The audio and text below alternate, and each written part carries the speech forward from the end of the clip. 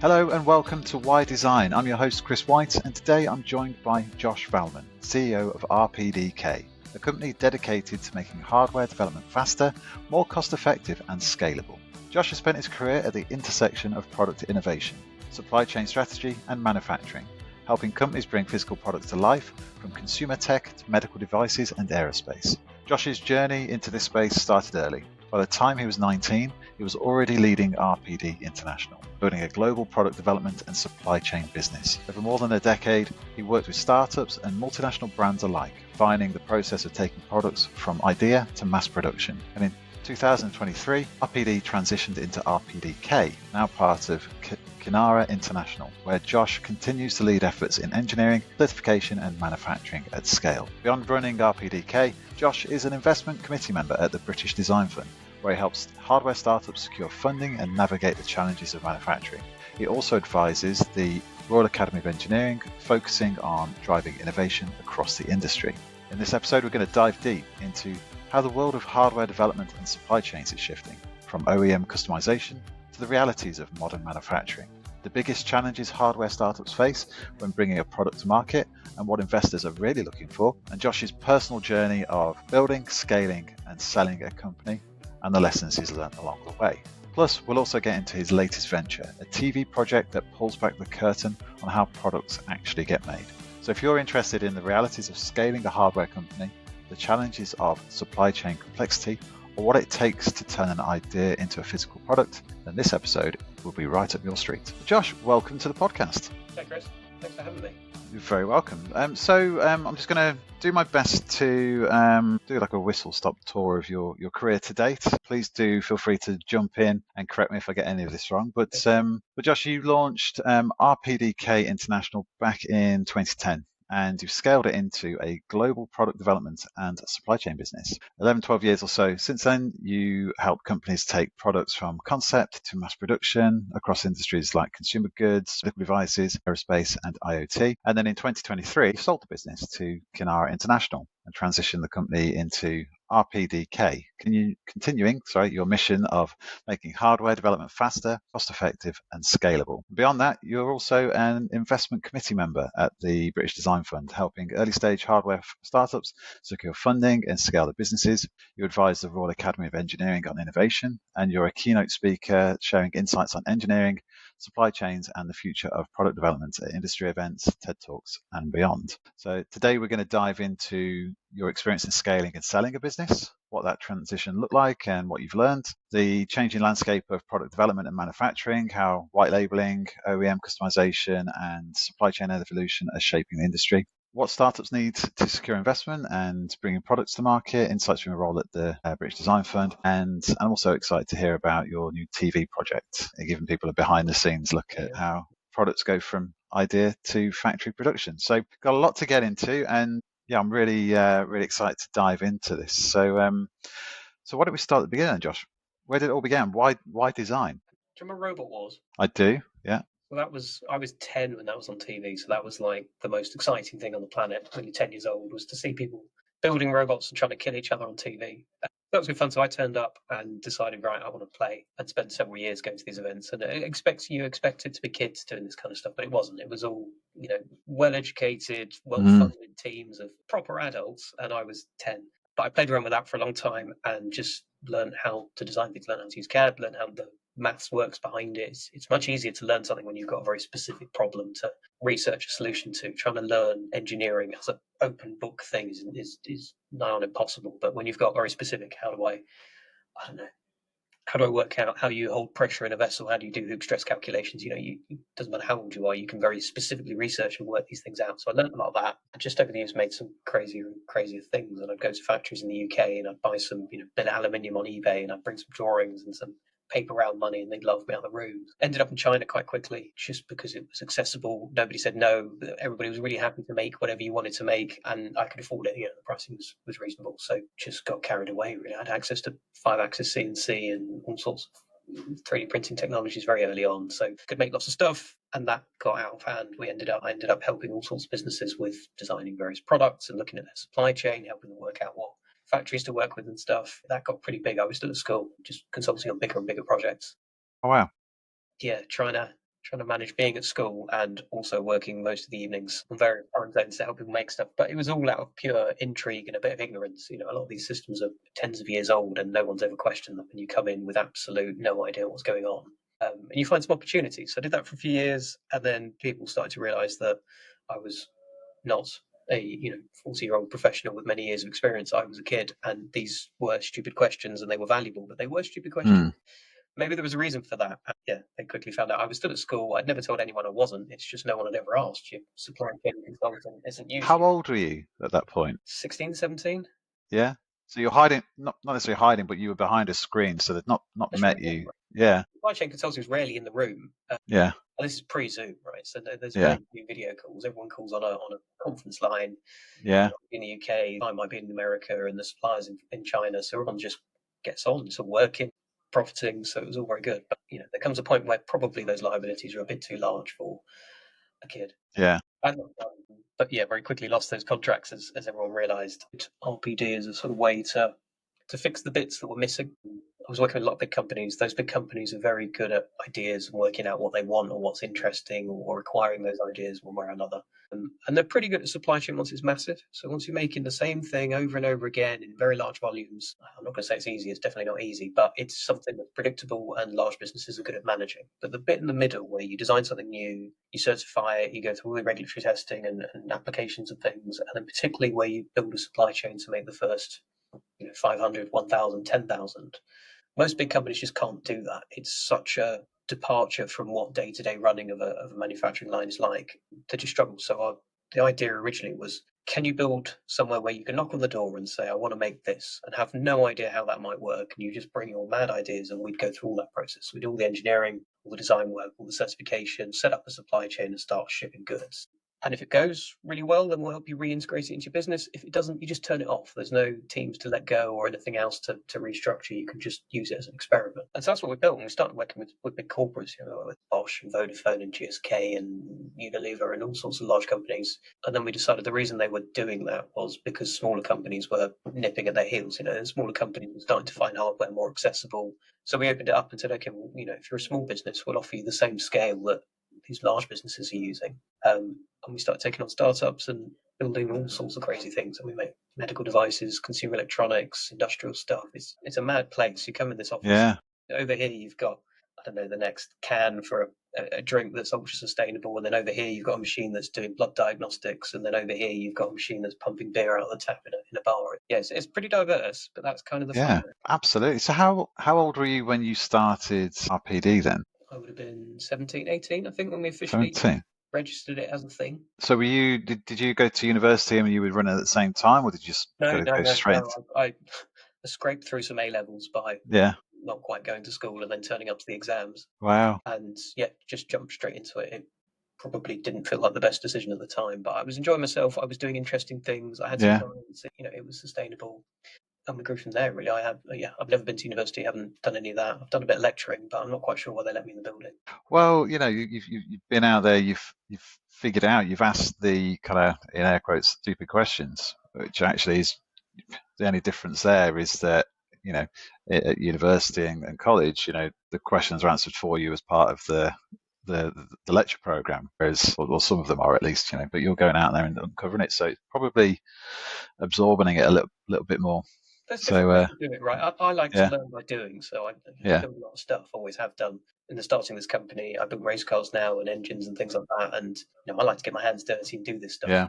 I learn, whereas certainly you get a leg up if you go to university and learn all that quickly in one place. But I quite like the experience of doing it, getting it wrong, seeing what happens, and adjusting. So, you've worked with some very well-known brands there and huge businesses. How was that starting off then as a young guy, no kind of qualifications? You've been kind of found out from a kind of the curtain's been unveiled, and you're this kind of young kid with an idea, a dream, and kind of a lot of moxie. Talk us through those early days of kind of, I guess, business development, getting your first kind of clients on.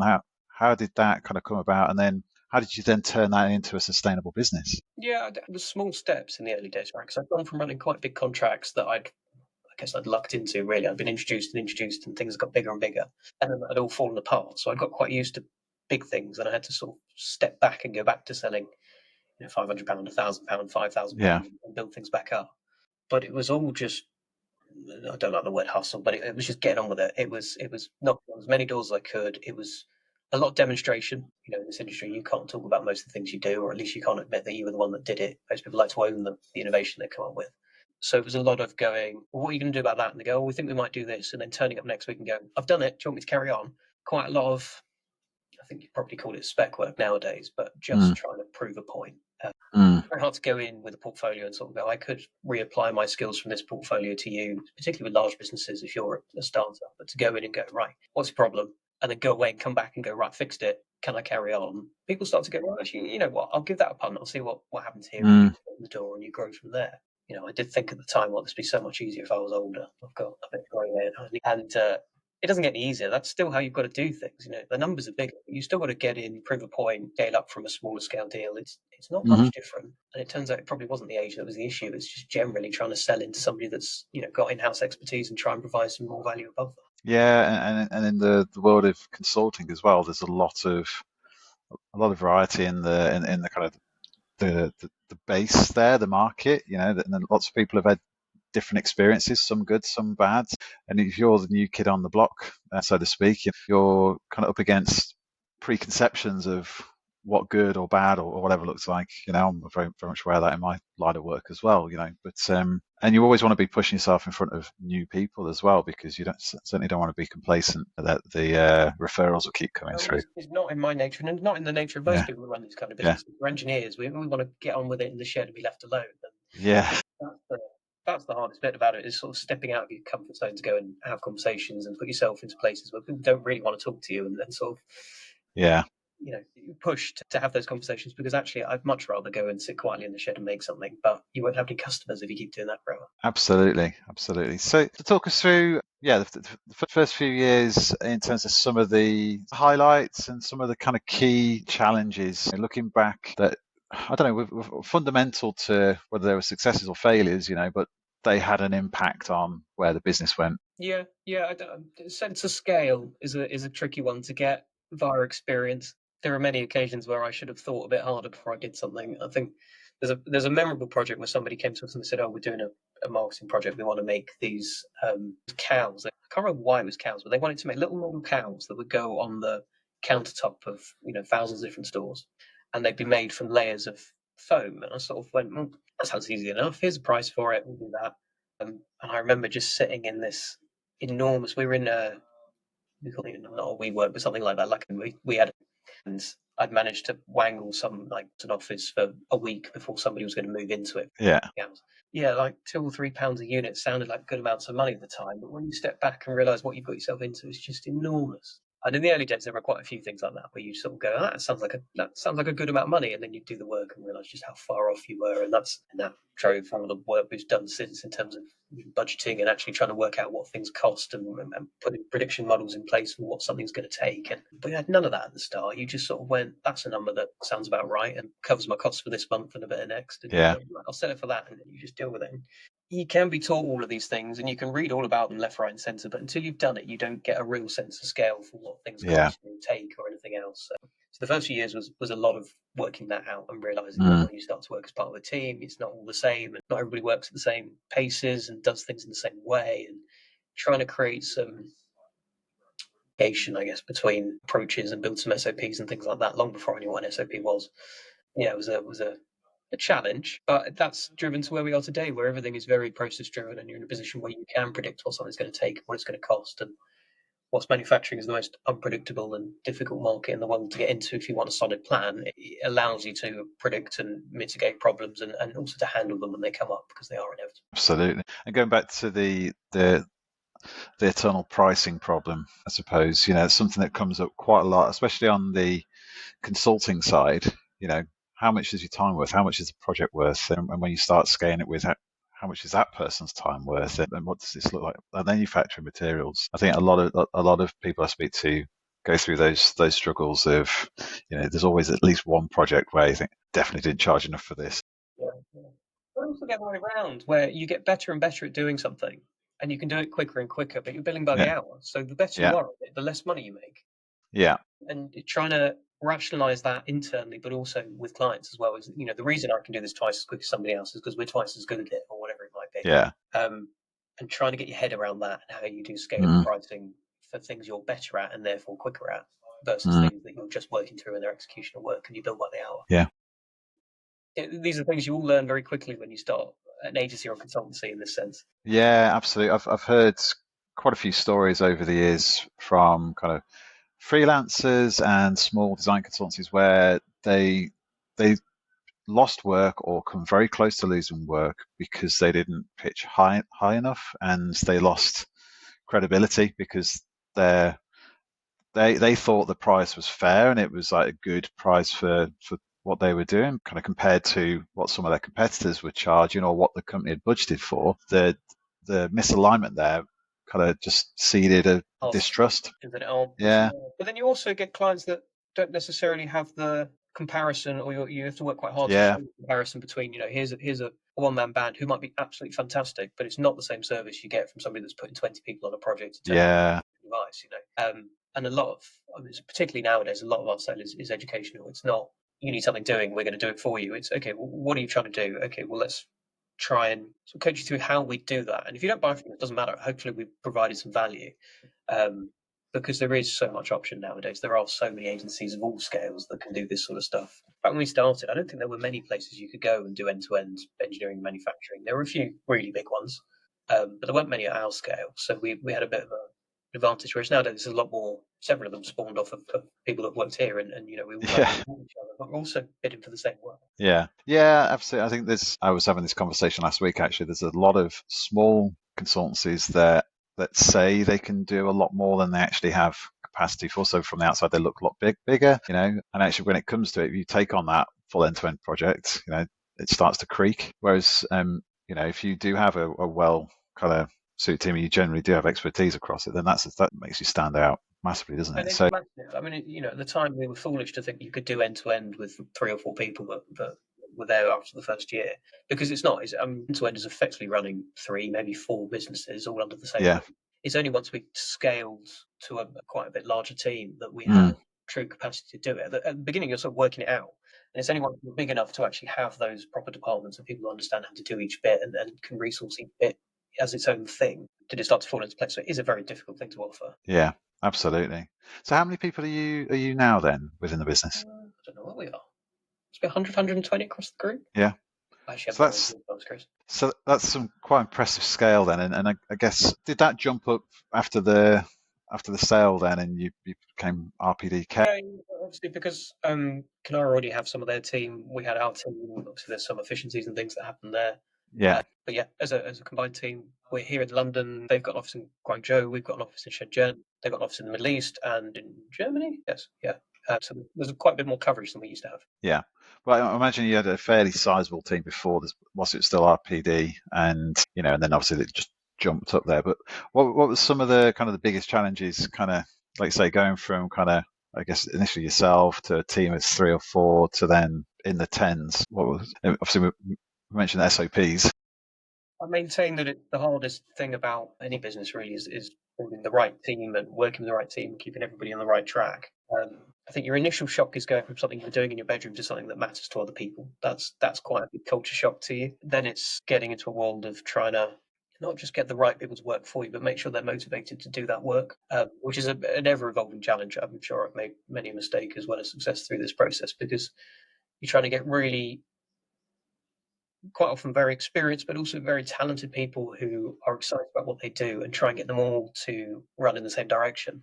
It's really hard. So as we scaled, and we did multiple times, we scaled up and then had to scale back down again, made the wrong decisions, made the wrong calls, and had to sort of curtail things. There was a point where we'd hired so many people with so many specialists that as the work finished, you'd realise you had a specialist who could do this, and you go, well, when are we going to get another project like that again? And at the time, you sort of refactor your way of thinking about things, and you know, now we use a lot of contractors because you need specialist resource, but you're not going to need somebody that can do that forever. So you can sort of call on people that can then spread their talent across multiple businesses and things like that. So yeah, it's definitely the most challenging thing. Can I tell you what I've learned? I don't know. I don't know whether I could distill it into something that simple. It is definitely trial and error, and you have to get the right people in place to do the managing as well.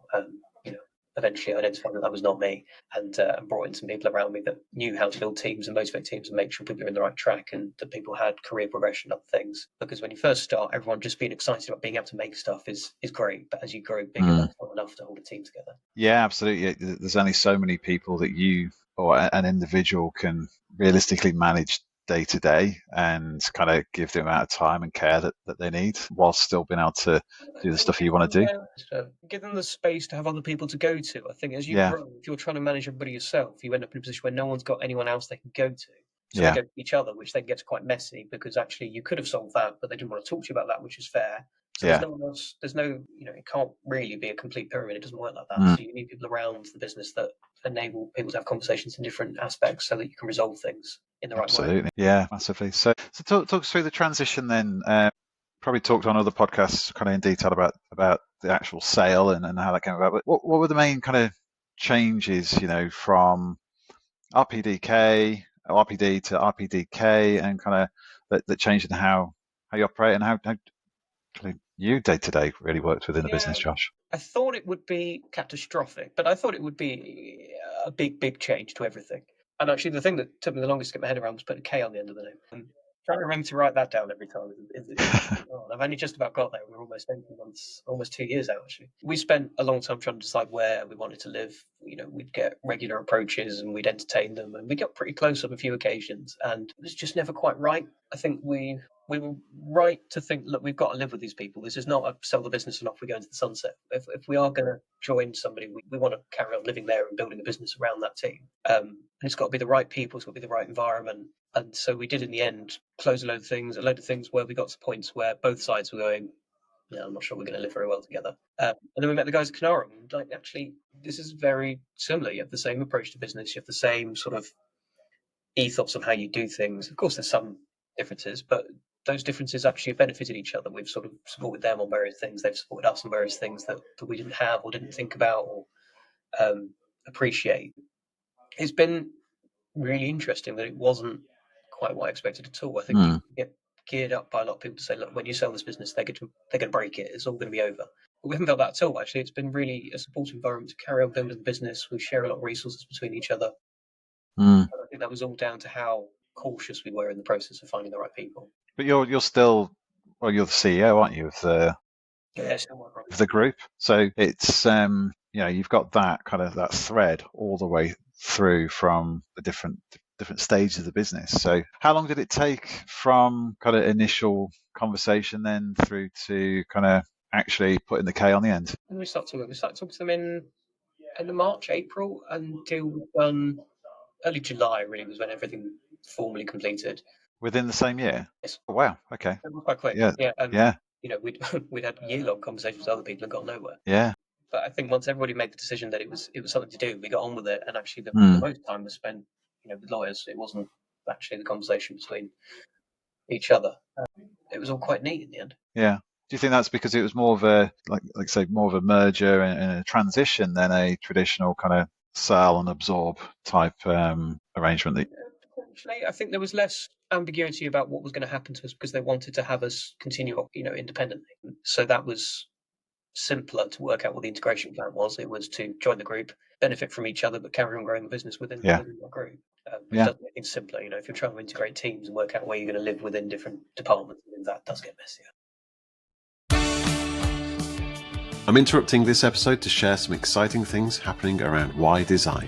At the core of this podcast are the incredible design journeys my guests have been on and where they're heading. And these journeys stem from the relationships they build, the communities they're part of, and the amazing achievements that come from collaboration. So beyond the podcast, we're hosting regular online huddles and quarterly meetups in the UK, with plans underway for an annual gathering in the US. We're also running hands-on workshops both in person at Makerspaces and online to connect and inspire people in physical product development. So if you'd like to join us or stay in the loop about upcoming events, sign up at teamkodu.com/events or click the link in the show notes. Now, back to the episode.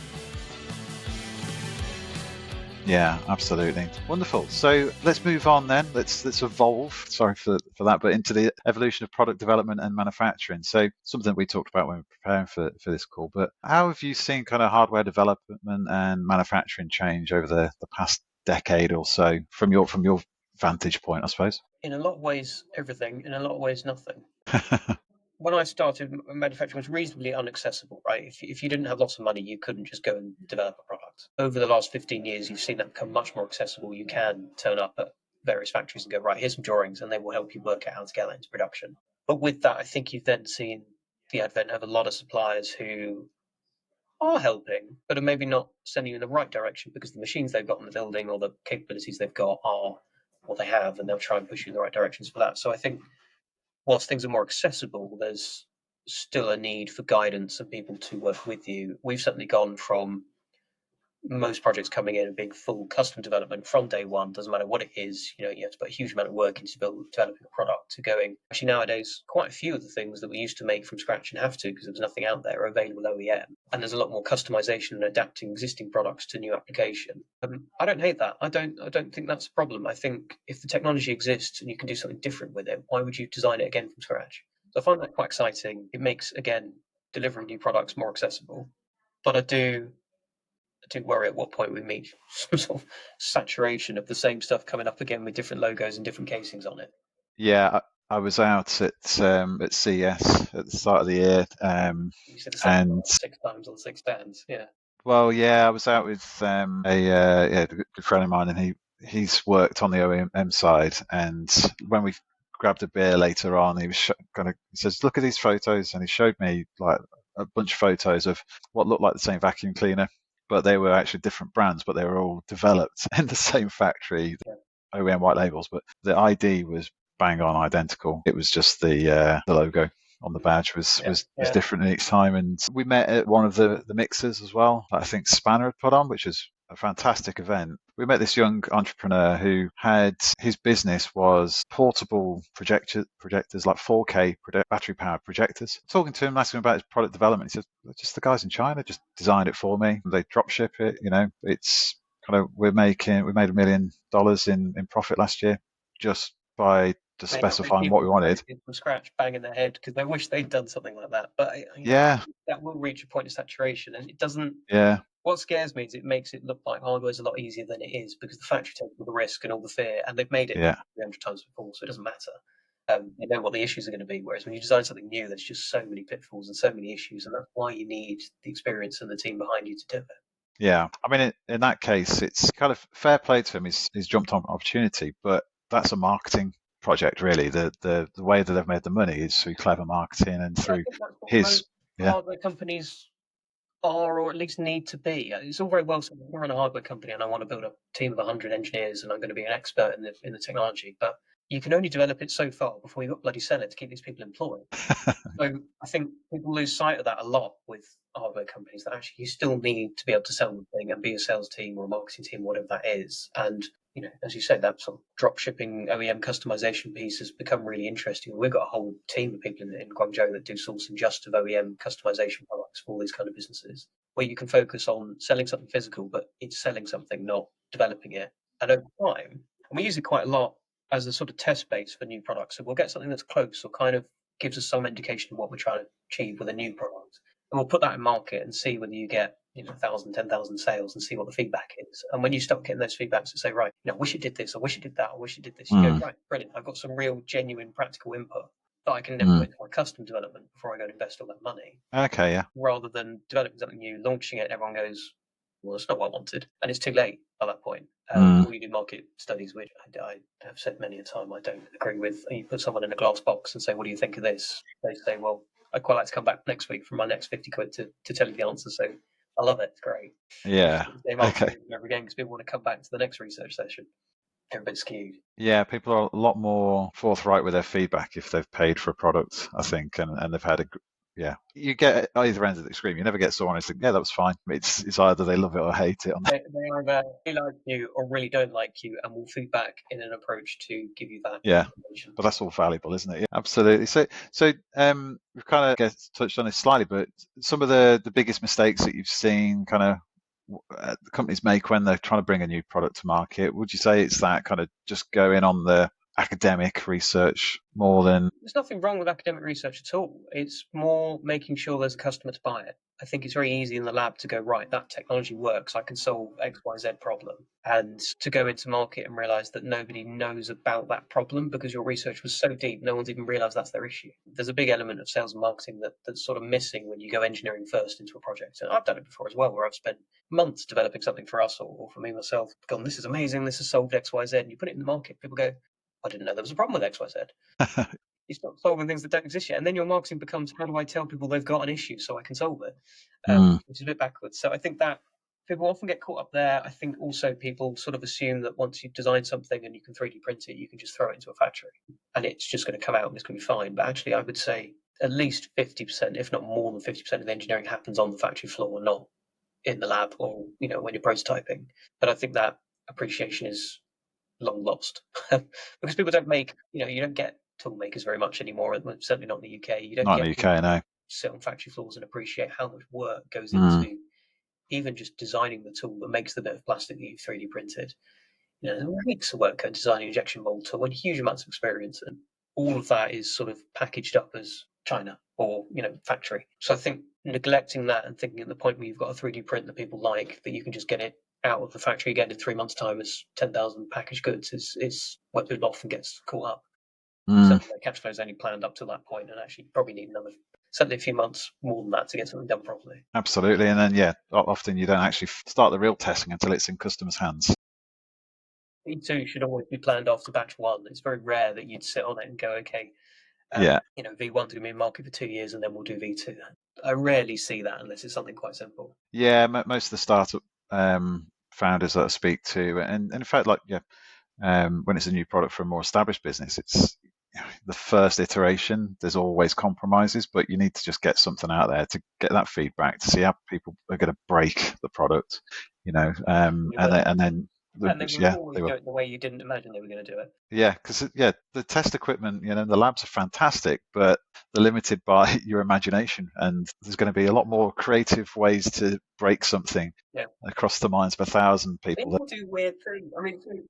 I mean, a lot of the projects we do with the corporates is more about, yes, it's developing products and doing engineering, but it's working out what people actually do with them, because we're trying to help them get something into market, test it, and see how people interact, and then design something off that, right?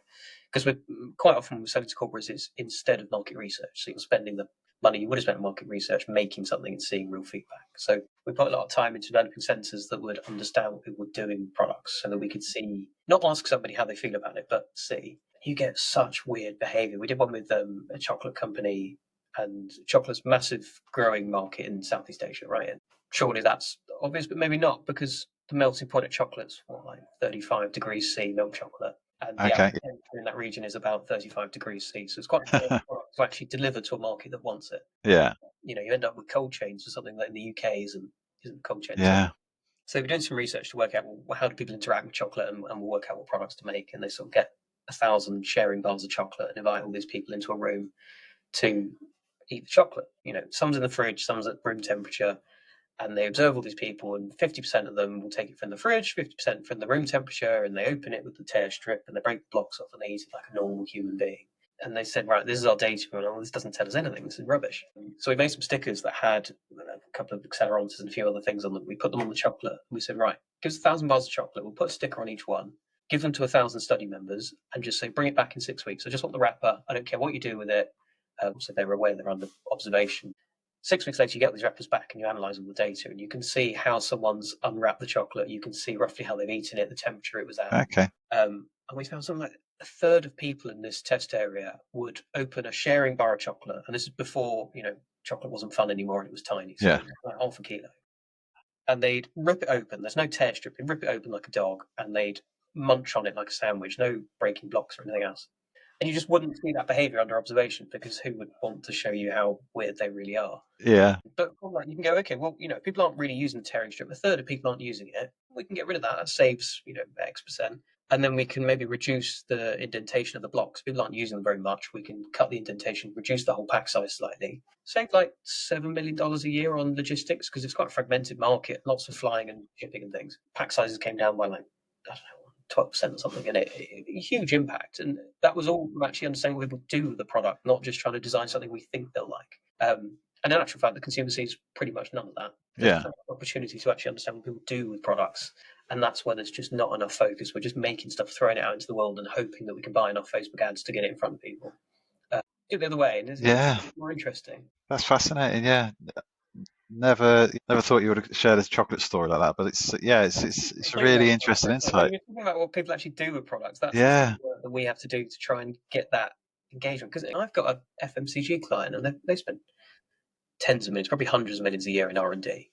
But they'll still pay you €50 to have a shower behind a two-way mirror and show them how you use your shampoo. And there's a particular kind of person that wants to go back every week for a two-way mirror shower, and not necessarily representative of the market. So you've got to find other ways to actually understand things. Otherwise, everything you're building products off of is complete conjecture. Yeah, we perhaps change track because we're going down a different track for the podcast. We go to shower routines, but no, it's fascinating stuff. So, well, look, let's talk about your work with the British Design Fund then, because it's still kind of obviously very, very much related to innovation. And I know Damon over at British Design Fund. I know a few of your kind of your fellow advisors as well. Tracy Sharp was on the show last year.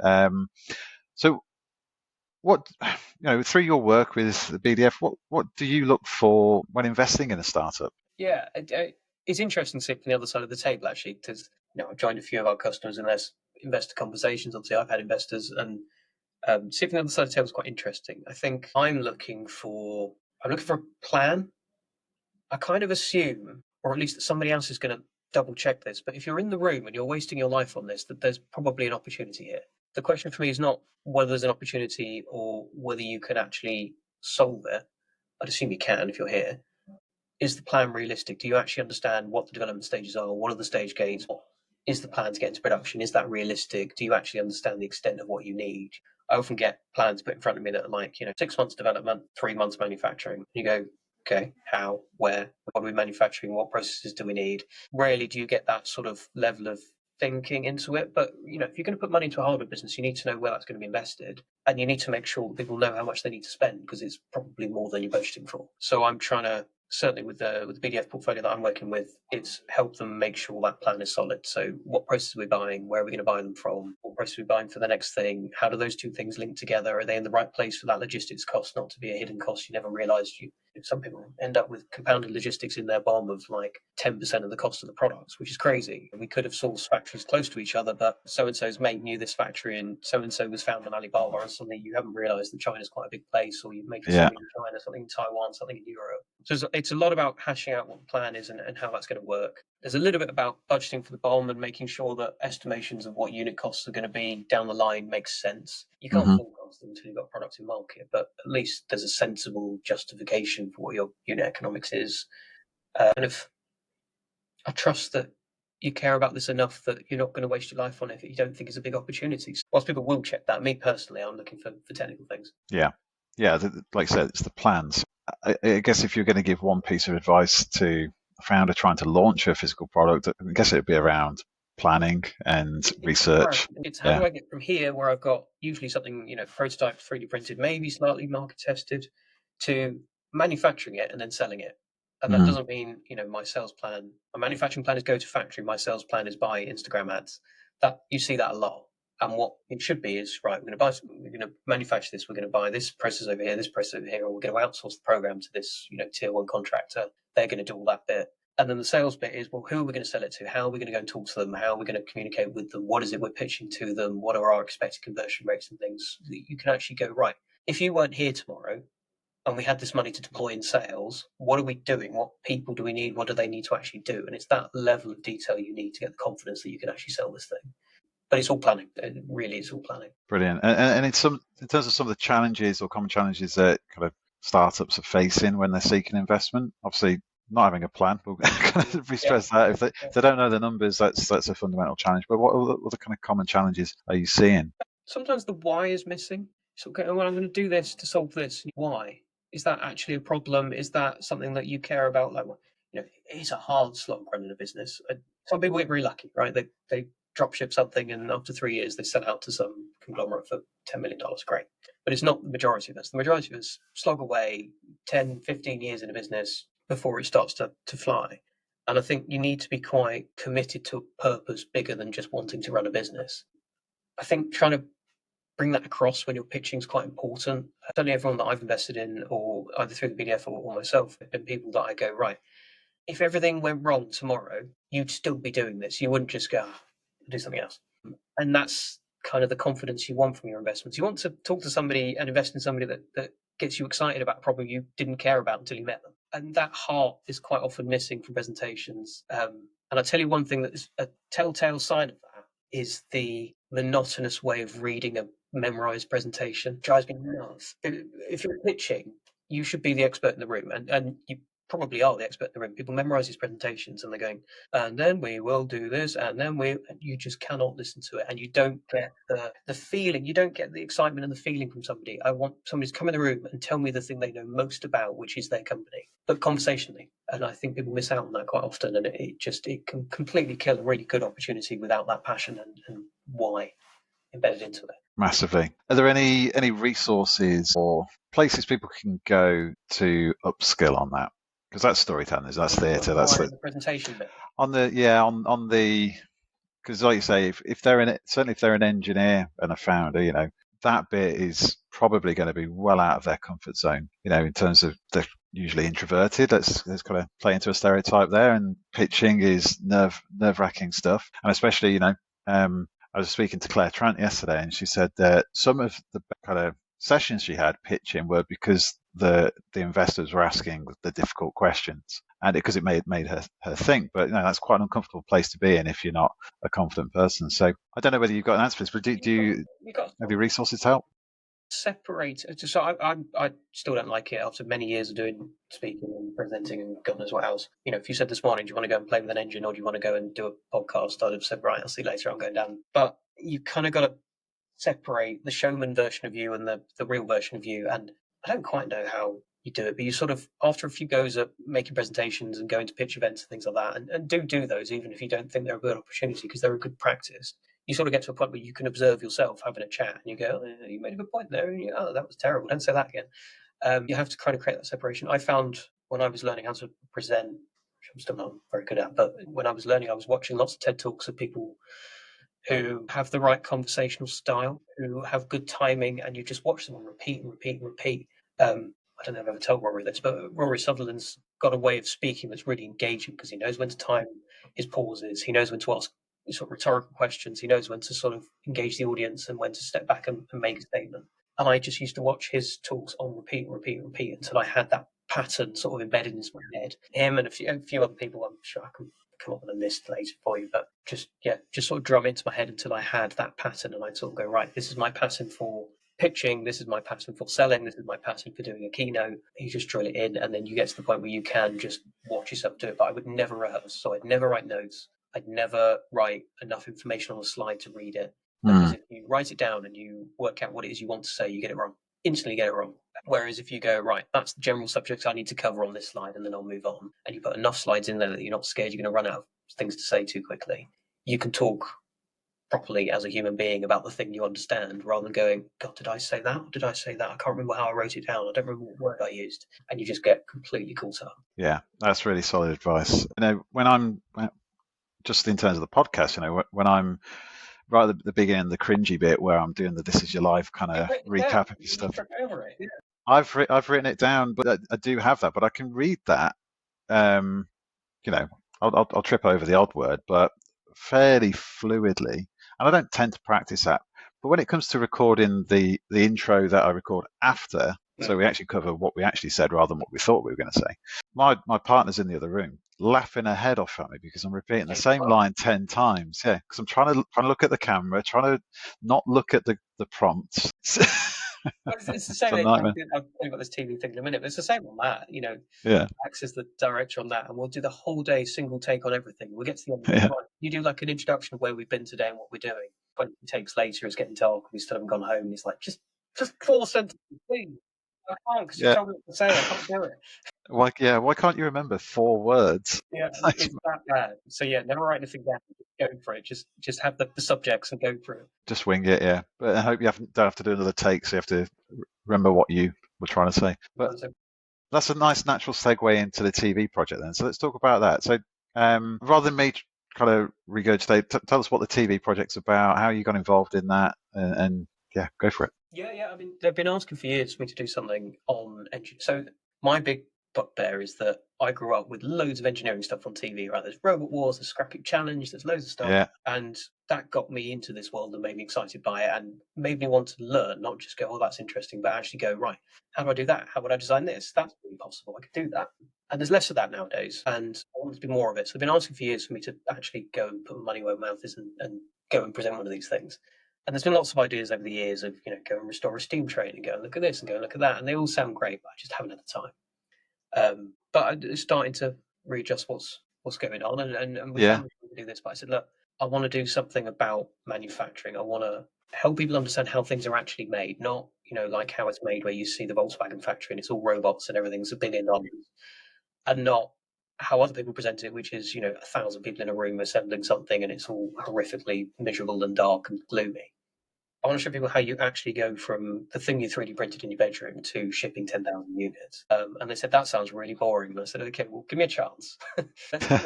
So we've shot a pilot. I think we've got a couple of shoot days left, but we're shooting a pilot, which is just at the moment based on UK manufacturing.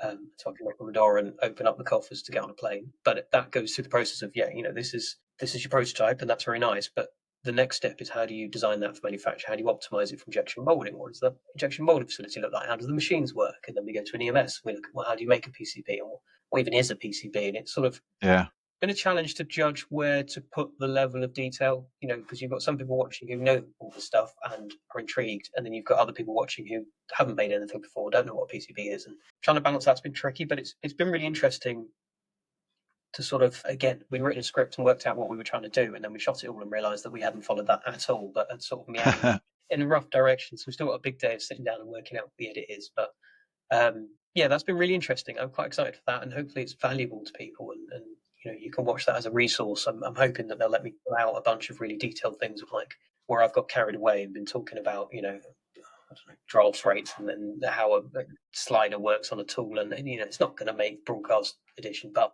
maybe there's some 10-minute excerpts of like, shit, right, I need to do some injection molding, like, my quick study of how do I do this stuff. It should be fun. So what's the, I appreciate you might not be able to divulge too many details, but the actual kind of product then that you're covering, are you able to say anything about that? There isn't one. There's not a single product. Okay. So we're looking at processes in general, because what I didn't want to do, get hung up on like people going, well, that was a great show, but that was only about how to design a webcam. Okay. I'm designing I don't know, washing machine. It's nothing like a webcam. This is relevant to me. I wanted to actually explain to people that, most of your products go through this injection molding factory or a version of it. It doesn't matter whether you're making a washing machine or a webcam or a fighter jet, probably have parts made here. The fact is, you don't go to a washing machine factory very often. You'll go to a factory to make this part and this part and this part. And actually, factory isn't one place. It's usually 10, 20, 30 places that make one product. And how does that, why is it called a supply chain? Surely it's just a manufacturing shop that you go to and buy your product from. It's not the case. So I've been purposeful not to make it too specific about certain products, and we cover lots of different products we go through. Okay. But I have made some fun things through it to try and explain things. When you sit in front of an injection molding tool and it's massive, and you're trying to go, that's a slider in there, and there's a lifter here, and you're trying to rotate this thing. You can't demonstrate it. So I've made some mini mold tools and had some fun machining some stuff. And, it's fun. It's fun. I'm hoping it's useful, but we'll see. So when does that? When you're looking for that to air, then? A question of the year. I don't know. That's about my okay. Watch this space. A couple of days left to shoot, so hopefully this year. Yeah. Well, we'll keep an eye out for that then, and do let me know when it goes live, and I'll share it through the socials as well. But I mean, I grew up around Robot Wars and glad you said Scrap Heap Challenge, because I used to love that. I don't think there's anything like it now, is there? Robot Wars is. I don't know if that's still going, but BattleBots is out in the States. There's a new series coming out on yesterday. I think the Masters of Invention, and a couple of people from the team here are actually in that show, which wonderful. Is, again, about designing and making stuff and doing that. And that's the kind of stuff that, excited me when I was a kid. And you need a bit of that, because otherwise it's all, God knows what do kids do now? Minecraft, I don't know. Minecraft and Fortnite, is it? Yeah. Amazing. Let's talk about the future of manufacturing and supply chains then. So what trends do you see shaping the next generation of product development? I suppose we should bring AI and automation into this, and what kind of role you think they're going to play in the next 5-10 years? The AI thing is a little bit dangerous, like the whole generational design thing. Everyone got very excited about that everything was going to be generationally designed and you'd have all this organic geometry, everyone would 3D print everything, and it sort of died a death apart from very specific application. I think similarly AI and design might need a few more years before that's practical, but there is potential to be able to go, right, here's my design, here's my spec of it, and I'm going to change the fuel flow rate, and it's then going to adapt everything about it and start to change the model and go, right, well, if fuel's increasing, we're going to change this diameter and that diameter. It's all automated. That could be really interesting, but I think it's 5-10 years away. I think the OEM stuff's making it more and more accessible. Hopefully people build on it and don't just recase more and more products, and eventually we just can't move for lawnmowers or whatever it is people are selling. I think China's won for a very long time because of the density of supply chain. And I'm always stuck by that, if I can get 300 different processes all within 20 kilometers of each other, by the time there's a problem, if I'm in the UK and I'm out here and something's going on in China, by the morning, there's been a problem.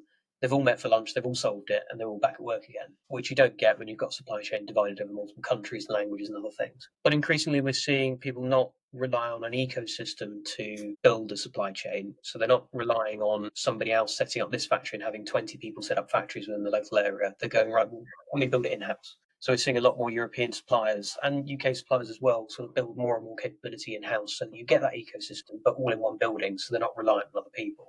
It takes a lot of investment. It takes a lot of time to come together, but I think that's probably the only way we see things start to move away from China. And I don't think there's any need to at the moment.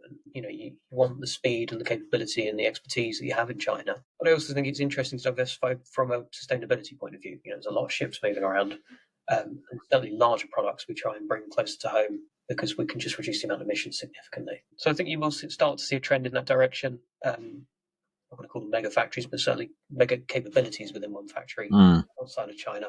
Hopefully we see some things that are more like baseline products that AI can build on. So you can launch a product that is the hardware that can do X, Y, Z, and multiple people can offer software. In a similar way to the iPhone has apps on it, they provide a hardware program and people create apps for it. I think we'll see more of that, but in devices we don't think about. So, there's 50 different ways that we can manage our smoke alarm and our home safety. So we install white label alarm system and somebody develops some different predictive programs and things that can do things with cameras and all that. I think we'll see a bit more of that.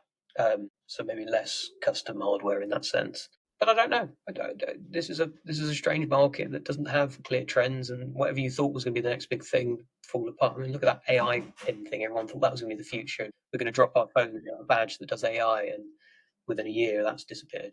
Yeah, absolutely. Trends come and go in hardware, the same as they do in software. Yeah, there's a lot of hype. I mean, AI is super useful. It's but I don't think it's going to replace too many jobs in design. It's just going to change the job slightly, and it's a tool at the end of the day, isn't it? So it makes things more efficient. I can tell you for a fact. I mean, I use it a lot to sort of not necessarily execute calculations, but work out what's the right maths to do this, what's the right way to do that. How do I run this sim in ANSYS without having to spend 2 weeks working out which buttons to press? It's the best thing I do with it is upload user manuals and just go, how do I do this? 200 it just gives you the answer. That sort of stuff just saves so much time, particularly when you're working at data sheets and things like that. There's a huge amount of time to be saved. So in the first instance, it's efficiency for existing engineers, and then we look at how we reduce time to market using AI to actually design and develop things. Yeah, massively. And I think it's giving people who aren't so tech savvy access to previously untouchable stuff. I mean, for example, a few weeks ago, I was trying to create a landing page so people could download the findings from that the huddle that we ran a few weeks ago on business development, and I spent ages trying to change the size of the button in HTML to go onto the website, and then I thought, why am I struggling with this? I could just chuck this source code into ChatGPT, and lo and behold, kind of 5 minutes later, it was all fixed because I just told it what I wanted to do. I want to change that button to that color and that roundness, and then a couple of iterations later, and it was ready to go. Yeah, bonkers. And I'm fairly tech literate when it comes to stuff like that, but it's been a while since I've coded a website. Well, yeah, I mean, I'd like to think so too, but it still takes me ages to find the right button in SolidWorks for something because you just haven't done it for 6 months. Whereas with that, you can just go, do this, what buttons? Yeah, absolutely. So that we're rapidly approaching an end of time here, but perhaps you could talk us through kind of what you're excited about kind of for the next kind of 6 months or so with RPDK. What am I excited about? There's a load of new work starting that's really interesting. Lots of medical device stuff. Without medical devices, that you can very quickly count the impact you've had with something like that. There's quite a few sustainability projects exploring new materials as well, which I like. I like doing that collaboratively with clients where no one knows whether this material is going to work yet, but we're all going to work it out together. Yeah, there's some interesting stuff going on for us in the UK and growing the capabilities in the UK. I'm trying to decide whether I can say anything about that or not. I'm not good for the minute, but maybe we'll come back in a year's time and you ask me about it because it'll be interesting too. Yeah, absolutely. It sounds very exciting. It's been great having you on the show. I've really enjoyed our conversation and where it's gone. Yeah, very, very excited to see kind of where RPDK goes, but also, looking forward to seeing kind of you on TV as well. And so do share that with us. If people want to reach out, I'll share your contact details in the show notes. Yeah. Link to your kind of LinkedIn profile. But yeah, Josh, thank you again for joining me. Thank you. Thanks, Chris. Thanks for having me. And hopefully I haven't waffled on too far off your script. It's just the right amount of waffle, I think Josh knows, but it's been brilliant. Thanks. Thank you for tuning in to this episode of Why Design. If you enjoyed this episode, please take a moment to leave a review wherever you're listening. It really helps others discover the podcast. And while you're at it, why not share it with a friend or colleague who'd enjoy it too? If you'd like to stay connected or explore more about the work we're doing at Kodu, feel free to visit teamkodu.com or connect with me, Chris White, on LinkedIn. Thanks again for listening, and I'll see you next time.